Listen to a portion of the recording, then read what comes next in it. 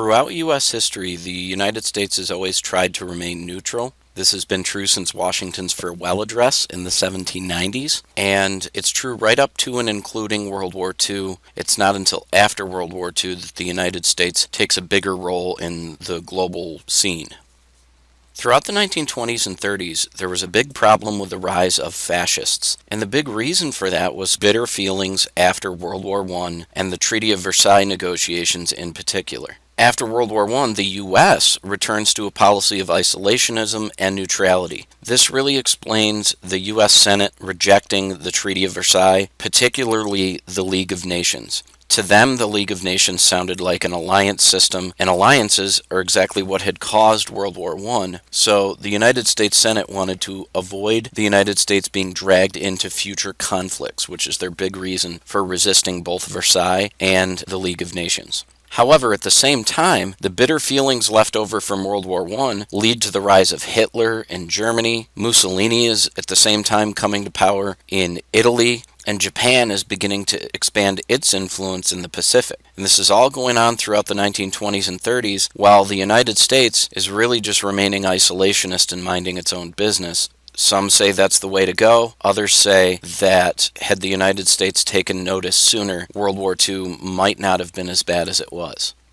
The large picture on the left, you can see a photo of Benito Mussolini. Upper right, you should be familiar with Adolf Hitler. Bottom right is Emperor Hirohito of Japan. The Neutrality Acts. In both 1935 and 1937, there are laws passed specifying that the United States was going to remain neutral in the growing conflict in Europe. These acts specified that no sale or shipment of military arms or goods would be going on with belligerent nations, and that just means nations involved in war. No loans or credits would be given to belligerent nations. It called for a cease of travel by U.S. citizens on the ships of any belligerent nations, and any non-military goods purchased by belligerent nations were to be paid for on a cash-and-carry basis. That means you have to pay in cash, and you have to transport it yourself.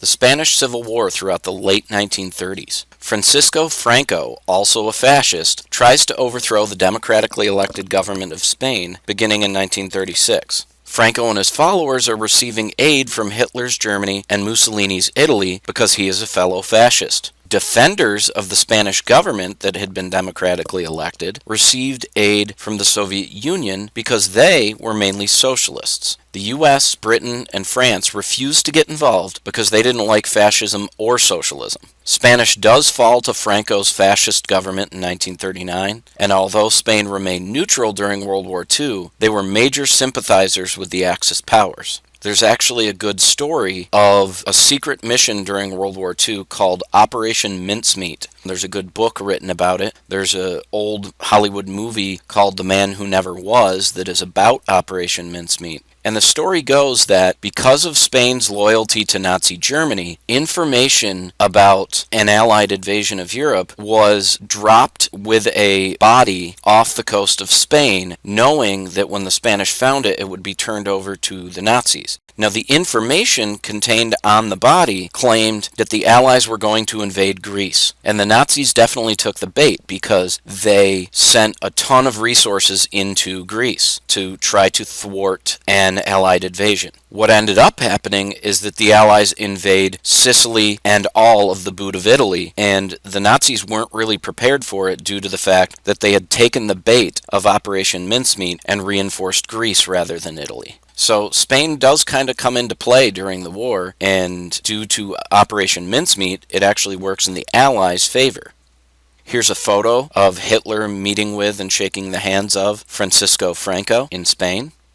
The Axis powers are expanding militarily throughout the 1930s, and it gets scarier and scarier as the decade carries on. Japan invades Manchuria in 1931 and China in 1937. Italy invades Ethiopia in 1935, and Germany is occupying all sorts of lands in Europe. The Rhineland in France and Belgium is a specific example, and they claim that it's all German territory that had been taken away in the Treaty of Versailles negotiations. FDR gives a speech in 1937 that ends up being called the Quarantine Speech. In this speech, he encourages the U.S. and other nations to scale back or cut off trade with aggressor nations like Germany, Italy, and Japan. He's criticized by isolationists who say that his words could end up dragging the U.S. into a conflict, and that he really should have just stayed neutral even in the way he was speaking. Here's a map showing the expansion of the Japanese Empire, and this is at its height in 1942. So this is even after the war started. But some of the areas that I just mentioned that Japan was invading at the time were Manchuria here and parts of China here. Mussolini invades Ethiopia. You can see what part of Africa that is on this map here. And this is a map of Nazi Germany's expansion throughout Europe. The Rhineland is taken from France and Belgium. This is a major source of controversy after the Treaty of Versailles, and Hitler makes it one of his first targets when expanding. They expand into Austria, which Hitler believes is rightfully German. And eventually, he even moves into this bright red territory of the Sudetenland here.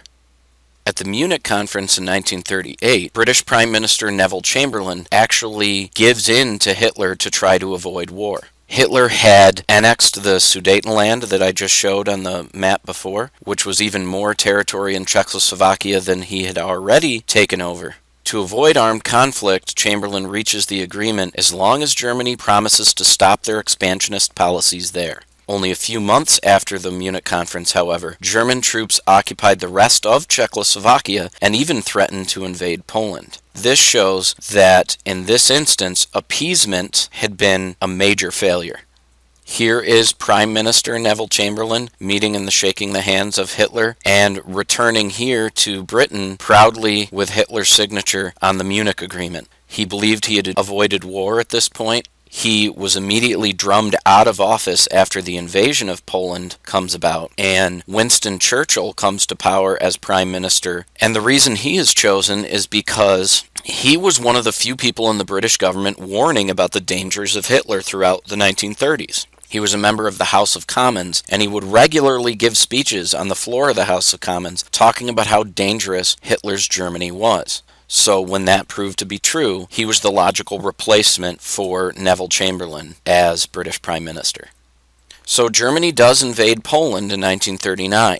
Britain and France are no longer able to just sit idly by, so they both declare war on Germany. At the same time that this is going on, Winston Churchill has a growing number of people calling for him to be the new Prime Minister. The Soviet Union refuses to ally with Britain or France because just before the war, Hitler and the Soviet Union under Joseph Stalin had reached the Nazi-Soviet Pact, which is really just a non-aggression treaty. What they really did not tell anyone is that they had essentially secretly agreed to split Poland. As Germany was invading from the west, so was the Soviet Union invading from the east, and Poland never stood a chance. They essentially shared Polish territory as part of the agreement not to fight each other. Poland surrenders to German forces in 30 days after the German tank divisions carried out what's called a blitzkrieg, which in German is just called lightning attack. And this is really just a new Napoleonic slashing tactic using tanks that would swiftly defeat your enemy. French forces lasted even less time, and France was occupied by Germany in 1940. Here are the attacks of Germany on Poland, and like I said, at the same time that Germany is attacking from the west, the Soviet Union is attacking from the east, so Poland really never stood a chance. And then here you can see the German invasions of France, which was really a multi-pronged approach, and again, using these blitzkrieg tactics with panzer tanks. One more Neutrality Act in 1939 changed some of the policies from the previous Neutrality Acts. The previous act said that the U.S. could sell non-military goods on a cash-and-carry basis to belligerent nations. FDR convinced Congress in 1939 to allow military goods to also be sold on a cash-and-carry basis. The U.S., however, only sold military goods to Britain and France, refusing to sell them to the Axis powers. Soon, even non-military goods are cut off to Germany, Italy, and Japan. This is a major, major reason that the Japanese decide to attack Pearl Harbor and bring the United States into the war. Once the United States had cut off trade with Japan, Japan was going to be unable to continue its war effort, mainly due to oil reserves that they were dependent on trading with the United States for. The Destroyers for Bases and Lend-Lease Acts really brought the United States on the verge of just outright joining the war. The Destroyers for Bases deal in 1940 said that the U.S. would give 50 destroyers, which are really just anti-submarine ships, to the British in exchange for 8 British naval and air bases extending from Newfoundland and Canada to British Guiana in South America. The Lend-Lease Act followed up in 1941, and FDR really convinced Congress to pass this because he said that the cash and carry policy was not giving Britain enough military goods to continue to fend off Nazi Germany. This agreement allowed Britain to borrow, or lease, war supplies. This officially ends U.S. neutrality. FDR continues to give speeches and argue that the United States needed to act as the arsenal of democracy. This is a term that he uses repeatedly in speeches, the arsenal of democracy. The Atlantic Charter is agreed upon by Britain and the United States in August 1941.